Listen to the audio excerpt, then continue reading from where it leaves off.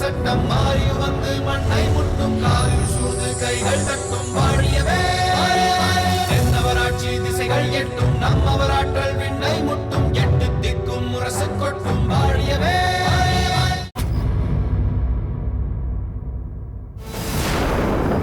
மாமா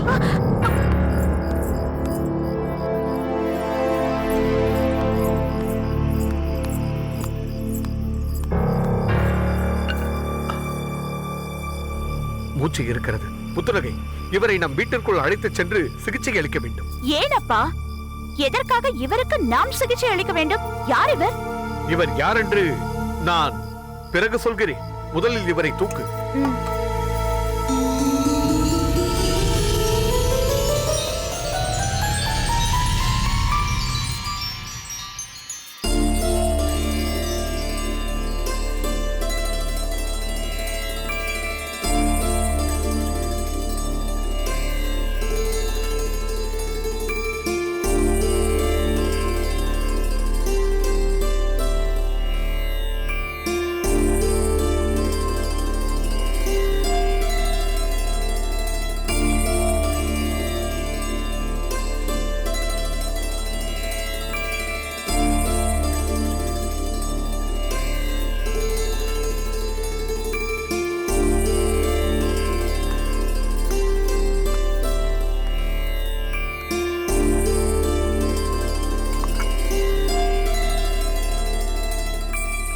என்னப்பா இது?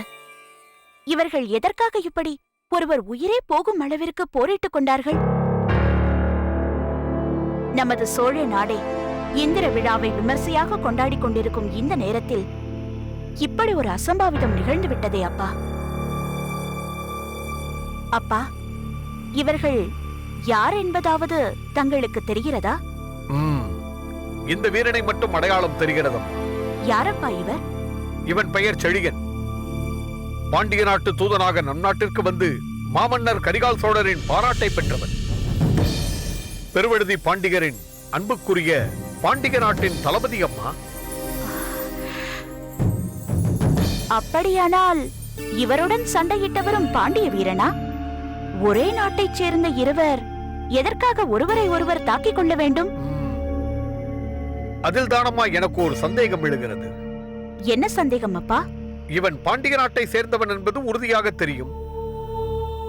ஆனால் அங்கே மடிந்து கிடப்பவனை பற்றித்தான் சரியான ஒரு முடிவிற்கு வர முடியவில்லை. ஏன்? இறந்தவன் பாண்டிய நாட்டு வீரனாக இருந்தால் தளபதியோடு போரிட வேண்டிய அவசியம் என்ன இருக்கிறது? இறந்தவனுக்கு பின்னால் ஏதோ ஒரு மர்மம் இருக்கிறது. அப்படியானால் அதற்கான விடையை இந்த வீரன் கண்விழித்தால் தான் தெரிந்து கொள்ள முடியும்.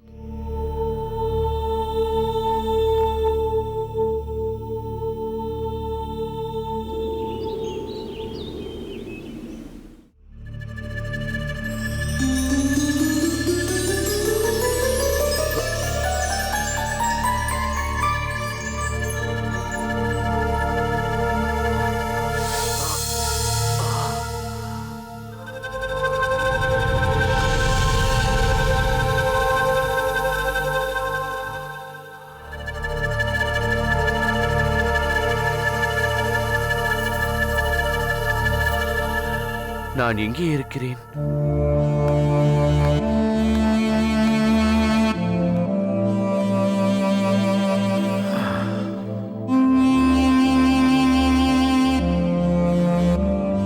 ஏனப்பா, நீ பாண்டிய மன்னரின் தூதனாக வந்த படைத்தலைவன் செழியன் தானே?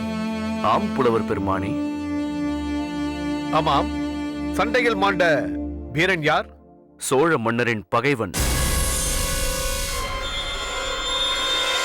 மாமன்னர் கரிகால் வளவரை கொல்ல வந்த துரோகி.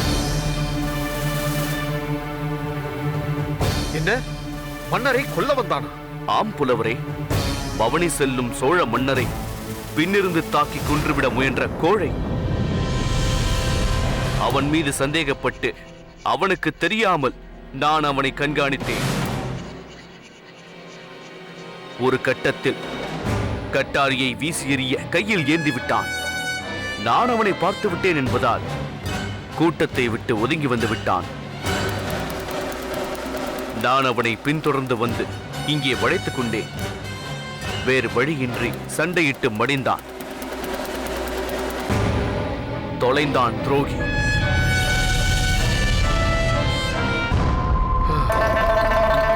நல்ல வேளை, எங்கள் மன்னர் பிழைத்தார். நீ மட்டும் அவனை கண்காணிக்காமல் இருந்தால் இந்நேரம் எவ்வளவு பெரிய விபரீதம் நடந்திருக்கும். தமிழ்த்தாயின் வீரமகனே, காவிரி அன்னை உன்னை வாழ்த்துவாளாக. உன் ஆற்றலை கண்டு நான் வியந்து போனேன். நீ வேங்கை என பாய்ந்த அவனை வீழ்த்தியதை நான் ஒருபோதும் மறக்க மாட்டேன். சோழ நாட்டு மக்கள் உனக்கு நன்றி சொல்ல கடமைப்பட்டிருக்கிறார்கள். எங்கள் மன்னரின் உயிரை காத்த உனக்கு அவர் கையாலே தகுந்த பரிசை வழங்க நான் ஏற்பாடு செய்கிறேன். வேண்டாம் புலவரே, வேண்டாம். இப்படி ஒரு நிகழ்ச்சி நடந்ததே இரு மன்னர்களுக்கும் தெரிய வேண்டாம்.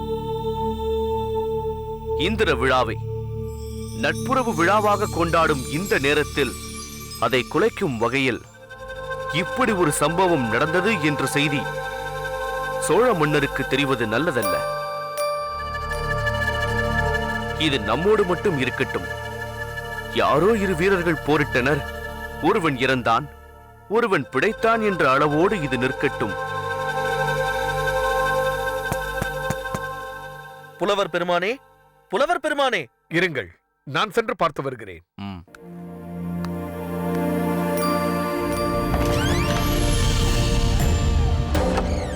புலவர் பெருமானுக்கு வணக்கம். மாமன்னர் தங்களை அழைத்து வருமாறு ஆணையிட்டிருக்கிறார். இதோ இப்போதே புறப்பட்டு வருகிறேன். நீங்கள் செல்லுங்கள். புலவர் பெருமானே, தெருவிலே ஒரு பிணம் கிடக்கிறது. என்ன நடந்தது? வேறொன்றுமில்லை. யாரோ இரு பாண்டிய நாட்டு வீரர்கள் ஒருவரை ஒருவர் தாக்கி சண்டையிட்டுக் கொண்டார்கள். ஒருவன் மடிந்து விட்டான், மற்றொருவன் எங்கு சென்றான் என்று தெரியவில்லை. அப்படி என்றால் அந்த பிணம் யார் என்பதை கண்டுபிடிக்க வேண்டும். நான் அதை அரண்மனைக்கு எடுத்துச் செல்ல ஏற்பாடு செய்கிறேன். தாங்கள் புறப்பட்டு வாருங்கள்.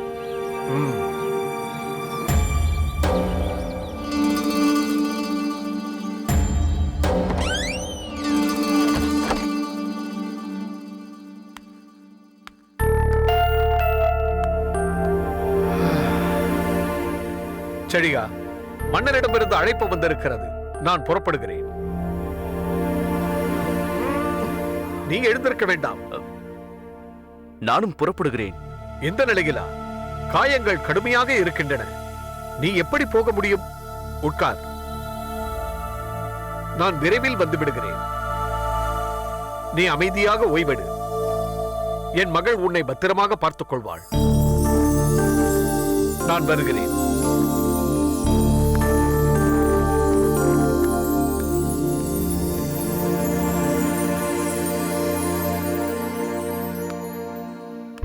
முத்துநகை, அப்பா, செழியன் பாண்டிய பேரரசரின் படைத்தலைவன், இரு மன்னர்களின் அன்புக்கும் உரியவன். எனவே எச்சரிக்கையாக பார்த்துக்கொள். நிச்சயமாக. நான் அரண்மனைக்கு சென்று வருகிறேன். ஆகட்டும்.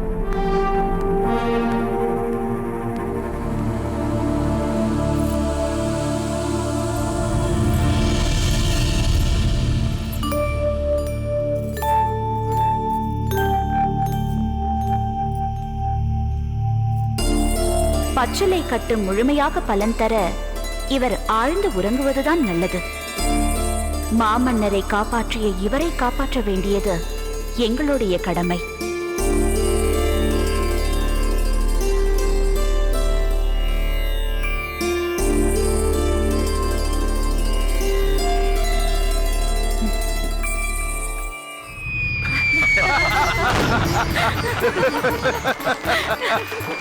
சோழ குலத்தின் மாமணியாக திகழும் மன்னவா, இந்திர விழாவின் கோலாகலங்களையும் மக்களின் மகிழ்ச்சி ஆரவாரத்தையும் கண்டு நான் மெய்மறந்து போனேன். கடற்கரையில் நான் கண்ட அலைகளா, அதனையும் மிஞ்சும்படி நிறைந்திருந்த மக்கள் கூட்டத்தின் தலைகளா, எவை அதிகம் என்று என்னால் கூற முடியவில்லை. வான்முட்ட மீன்கொடியும் புலிக்கொடியும் எங்கும் பறக்க, வழியெங்கும் நம் நட்புறவை வரவேற்று வாழ்த்தும் தோரணங்கள் நிறைந்திருக்க நம் இருவரில் எவரை அதிகமாக வாழ்த்தினார்கள் என்று சொல்ல முடியாதபடி மாறி மாறி மக்கள் யாவரும் பெருமிதத்தோடு வாழ்த்த தாங்கள் நடத்திய பவனியை கண்டு நெகிழ்ந்து போனேன் மன்னவா.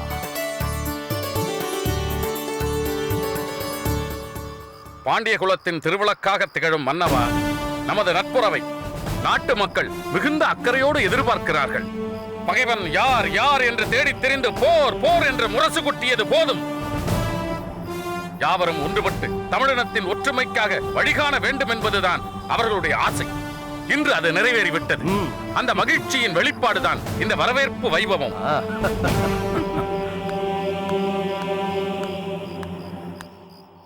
அதோ புலவர் காரிக்கண்ணனாரே வந்து கொண்டிருக்கிறார்.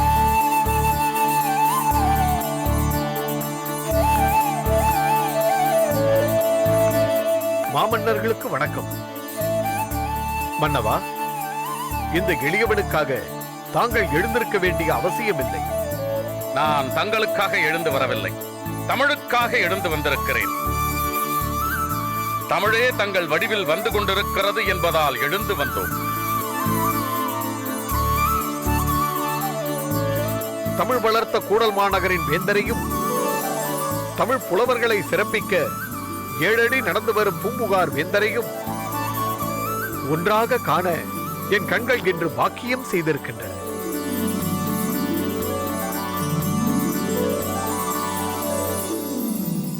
நாங்கள் இருவரும் ஒன்று சேர வேண்டும் என்று நீண்ட காலமாக வேண்டிக் கொண்டிருந்தவர் தாங்கள் அல்லவா? தங்கள் மகிழ்ச்சியை நாங்கள் அறிய மாட்டோமா என்ன? புலவரே, உமது வாக்கால் எம்மை வாழ்த்துவதை கேட்க காத்திருக்கிறோம்.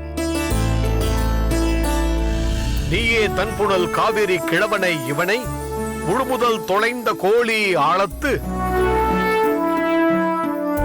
கொழுநிழல் நெடுஞ்சினை வீழ் பொறுத்தாங்கு தொல்லோர் மாய்ந்தன துலங்கள் செல்லாது நல்லிசை முதுகுழ நடுகள தழியி இளையது ஆயினும் கிளையராய் எரியும் அருணரை உருமின் பொருணரை பொறா அச்செருமான் பஞ்சவர் ஏரே. என்ன இது? சோழ மன்னரான எங்கள் தந்தையை பற்றி ஒரே வரியில் சொல்லிவிட்டு பாண்டிய மன்னரை பற்றியே நிறைய பாடிக்கொண்டிருக்கிறீரே.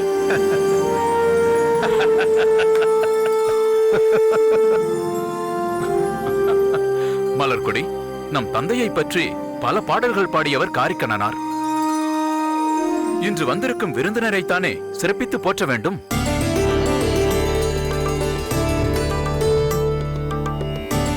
அதற்காகத்தான் அவர் அப்படி பாடுகிறார். நீ சொல்வது சரிதான் கிள்ளிவளவா. பாடலை தொடர்ந்து கேட்கலாம்.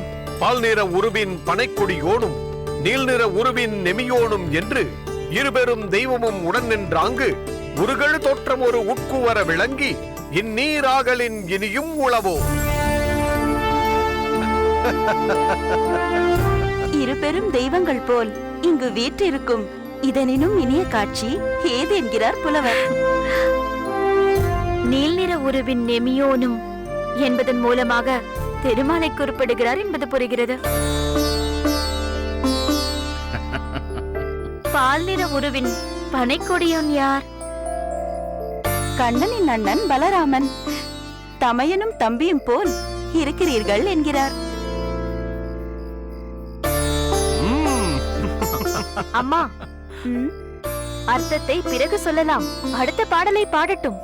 நல்ல போலவும் நயவு போலவும் தொல்லோர் சென்ற நெறிய போலவும் காதல் நெஞ்சின்றும் இடைபுகற்கு அலமரும் ஏதில் மாக்கள் பொதுமொழி கொள்ளாது இன்றே போல்கரும் புணர்ச்சி.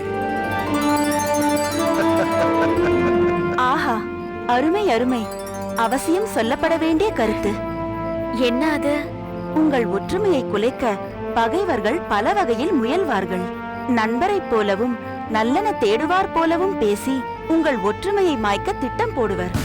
அந்த பண்பற்ற மாக்களின் சொற்களை கேட்காமல் இன்று போல உறுதியான நட்புடன் விளங்க வேண்டும் என்று புலவர் விளக்குகிறார்.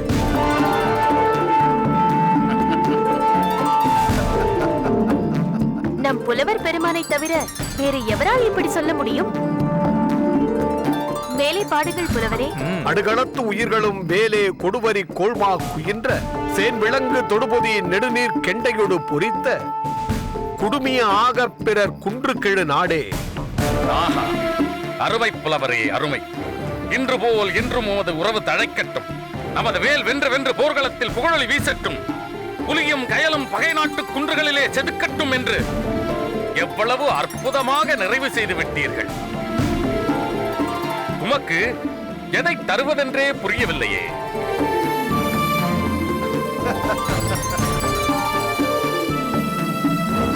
மன்னவா, தங்கள் இதயத்திலே என்றென்றும் நீங்காத இடம் எனக்கு தந்திருக்கிறீர்களே, இதற்கு மேல் எனக்கு வேறென்ன வேண்டும்? புலவரே, எங்கள் நாட்டை பிரிக்க முயற்சி நடக்கும், அதற்கு இடம் தரக்கூடாது என்று தாங்கள் சொன்ன கருத்தை ஒருபோதும் மறக்க மாட்டோம். பாண்டிய பேரரசே, எனது பல வருட ஆசை இன்று நிறைவேறிவிட்டது. ஆனால் பாண்டியரும் சோழரும் என்றைக்கு பகைத்துக் கொள்வார்கள், இடையில் நாம் புகுந்து நேரம் பார்த்து போர் தொடங்கலாம் என்று ஏக்கத்தோடு காத்திருக்கிறார்கள் சிலர். அந்த வேளிர் குல தலைவர்களும் ஒளி நாகர்களும் இடைநிலங்களில் வாழும் பொதுவரும் இன்றைய விழா நிகழ்ச்சிகளை கேட்டு ஏமாற்றத்தை தழுவிக் கொண்டிருப்பார்கள். உண்மைதான். இவையெல்லாம் உங்கள் சோழ மன்னர் கரிகால் பெருவளத்தாரின் அரசியல் அறிவு நுட்பத்தால் விளைந்த பயன்தான். இல்லை இல்லை, அதெல்லாம் ஒன்றுமில்லை. பலரது விருப்பத்தை நான் முன்னின்று நடத்த முயன்றேன். அது நடந்துவிட்டது. பாண்டிய மன்னரே போற்றி புகழும் போது ஏன் மன்னவா மறைக்க வேண்டும்? தங்கள் அரசியல் அறிவை பாராட்டி எழுதுவதற்கு சுவடிகள் போதாது. அதை இந்த நாடே அறியுமே, நானும் அறிவேன். இன்றல்ல, இளமை பருவத்திலேயே தாங்கள் சாதித்த காரியங்கள் ஒப்பிடுவதற்கு அரிதானது. உயர்ந்த செயல்கள் என அறிஞர் குழாம் இன்றும் சிறப்பித்து கூறுவதை என் செவிகள் கேட்டு சிந்தையை குளிர வைக்கின்றன. பாண்டிய பேரரசே, எமது சோழ மன்னரின் திறமைக்கும் அரசியல் அறிவுக்கும் உதாரணமாக ஒரு நிகழ்ச்சியை நான் கூறுகிறேன், கேளுங்கள். வேண்டாம் வேண்டாம், அதெல்லாம் இப்பொழுது எதற்கு? இல்லை இல்லை, நான் அதை அவசியம் கேட்க வேண்டும். நீங்கள் சொல்லுங்கள் புலவரே. அன்பரே, எங்கள் சோழ மன்னர் கரிகால் வளவர் இளமையிலேயே முடிசூட்டப்பட்டு அரச பீடத்தில் அமர்ந்தவர் என்பதை தாங்கள் நன்கு அறிவீர்கள். அந்த நேரத்தில் வயதேறிய இரு முதியவர்கள் கொலுமண்டபத்திலே தங்களது வழக்கை முறையிட வந்தார்கள். எங்கள் மன்னரது இளமை தோற்றத்தைக் கண்டு இந்த இளைஞரா நமது முறையீட்டை கேட்டு நீதி வழங்கக்கூடியவர் என்று திகைப்படைந்து விட்டார்கள். கரிகாலரது வயதைக் கண்டு அந்த பெரியவர்கள் அவ்வளவு அலட்சியமாக கருதிவிட்டார்கள். சிறுவனிடம் நீதி கிடைக்காது என்று நினைத்தார்கள். அதை புரிந்து கொண்ட மன்னர் தகுதிமிக்க ஒருவரை அனுப்பி வைப்பதாக கூறிச் சென்றார். அப்படி யாரை அனுப்பினார்? தள்ளாடி தண்டூன்றிய கிழவர் ஒருவர் வந்தார். அரியாசனத்தில் அமர்ந்து நீதி விசாரணையை தொடங்கினார். வழக்கை கேட்டு சிறந்த முறையில் தீர்ப்பு வழங்கினார். அந்த நேர்மையான தீர்ப்பை கேட்டு முறையிட வந்தவர்கள் மனம் களித்தனர். கிழவரை வாழ்த்தினர். மறுகணம் கிழவரின் தாடி கீழே விழுந்தது. நரைத்த தலைமுடி கழன்றது. கிழவர் வேடத்தில் வந்து நீதி வழங்கியவர் இளைஞரான கரிகாலரே என்ற உண்மையும் வெளிப்பட்டது.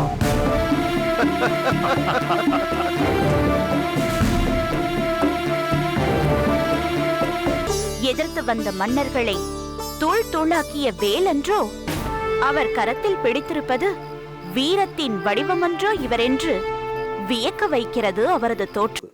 கல்வி நிலையங்களில் மாணவிகளுக்கு அடிப்படை வசதி மற்றும் பாதுகாப்பு இருக்கிறதா இல்லையா என்பதை குறித்து நாம் விவாதிக்க இருக்கிறோம்.